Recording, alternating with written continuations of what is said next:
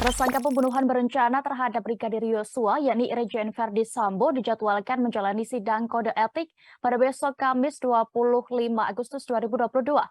Indonesia Police Watch atau IPW menilai Verdi Sambo layak dipecat tidak dengan hormat dalam sidang nantinya.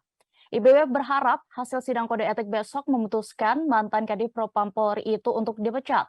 Ketua IPW Sugeng Teguh Santoso menilai Verdi Sambo sudah banyak melanggar etik dalam kasus pembunuhan ajudannya sendiri.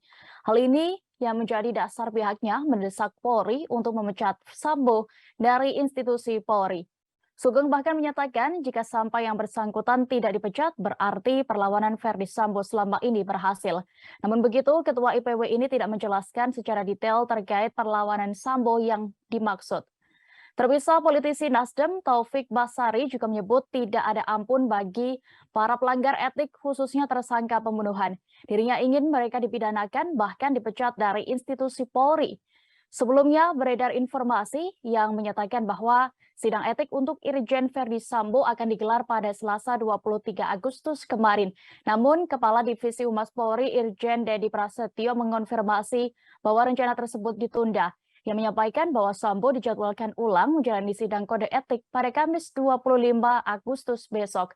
Nasib karir Verdi Sambo di Kepolisian Republik Indonesia pun akan ditentukan dalam sidang etik ini. Diketahui Irjen Verdi Sambo menjadi dalang pembunuhan berencana terhadap ajudannya, Brigadir Yosua Huta Barat.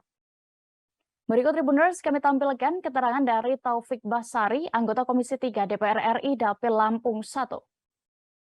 Kita ingin ini segera dibereskan, dituntaskan, dan kemudian dibenahi. Dan harapan itu saat ini ada pada Pak Kapolri. Kita menaruh harapan besar di pundak Pak Kapolri.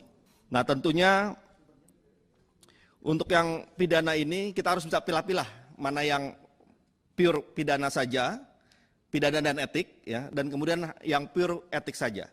Untuk yang pidana tentu kita harus terapkan pada orang-orang yang memang sejak awal dia mengetahui dan sengaja untuk terlibat dalam melakukan rekayasa kasus ini. Nah, ini tidak ada ampun Pak Kapolri, ini harus kita pidanakan dan bahkan kita pecat. Jangan lupa subscribe, share, komen, dan like ya.